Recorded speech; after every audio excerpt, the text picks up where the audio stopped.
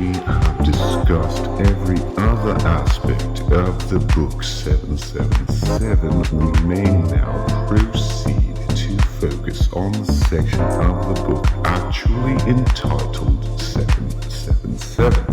At this point, you should have begun familiarizing yourself with the Hebrew alphabet and its numerical value by means of the Crowley cipher, perhaps using flashcards made for that purpose.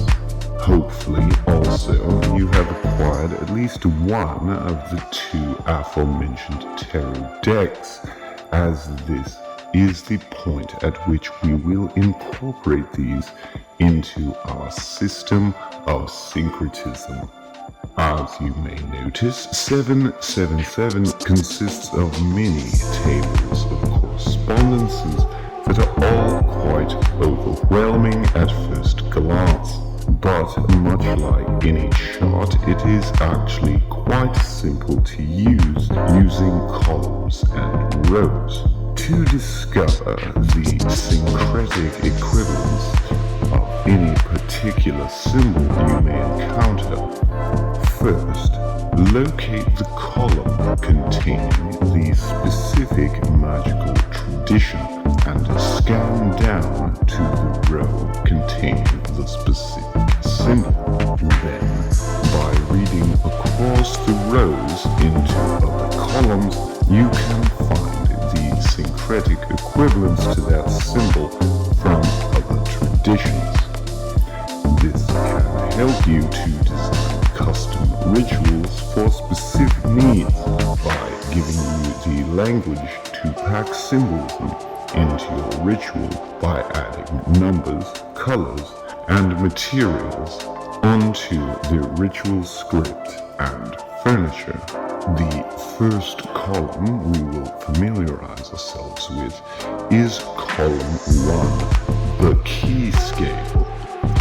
The first thing to point out being that the numbering of the key scale does not have a mystical importance and is just a simple numbering of the table's 35 rows from 0 to 32, with an additional 31B and 32B, which we will explain momentarily. Line 0 represents the Ein Sof, and lines 1 through 10 represent the Sephiroth. To explain lines 11 to 32B, we must move to Table 6, column 177. Even if you are new to the practices of Western Hermetic occultism, you probably have at least a passing knowledge of the symbols of astrology, including the zodiac, planets, and elements. For ease of finding some of these often referenced symbols, the key scale column has a somewhat quirky paragraph alignment. The numbers for the rows containing the elements are justified left. The numbers for the rows containing the zodiac are justified right. And the numbers for the planets are centered. In column 175, you can find the correspondences for the Hebrew alphabet with its numerical values in column 176. You can now incorporate the zodiacal, planetary, and elemental correspondences into your flashcards or other memorization device, which brings us back to the explanations of lines 31 and 32B. These extra rows exist because line 31 and 32 have double elemental attributions. However, the double symbols are not present in all systems, and when they are often very similar to the primary symbols. And as don't get their own full lines of 33 and 34, mainly because there aren't enough Hebrew letters or tarot cards to justify the existence of a full line. However, the explanation given is that the element of spirit basically has the same behavior as the element of fire, and that the element of earth shares the quality of firmness with Saturn, as well as certain mysteries of the hexagram, which warrants this file compression. Finally, in column 179, you will find the correspondences of the numbers given on the tarot's major arcana. Compare this with column 14, where you will find the names of the cards, as you will probably want to incorporate this into your memorization studies as well.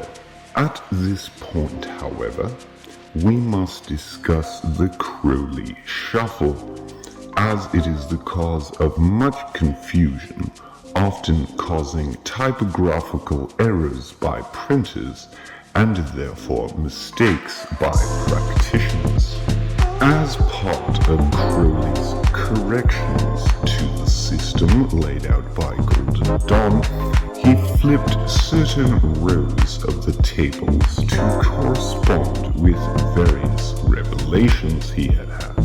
The first change will be instantly recognizable to anyone who has compared the Waite and Crowley tarot decks, that the numbering on the cards Strength and Justice are flipped.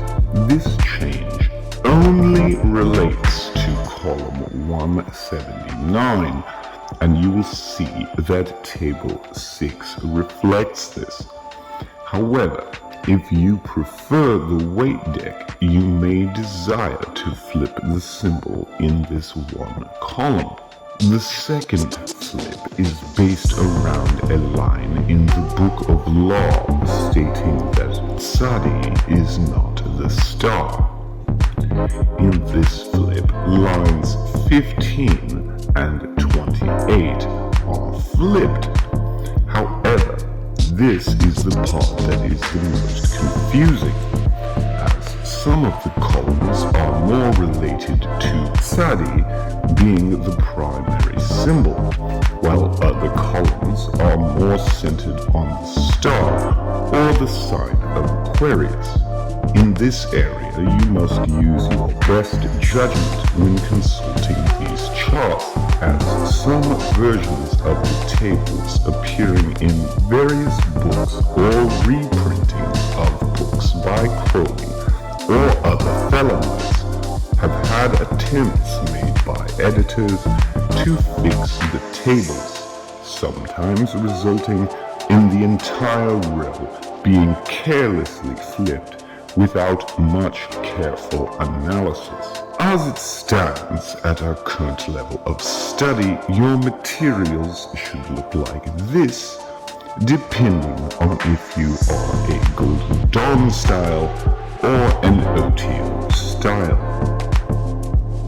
The key scale, here again, being presented as merely a tool to help you correlate your studies to the table, as it is not particularly recommended that you memorize the key scale.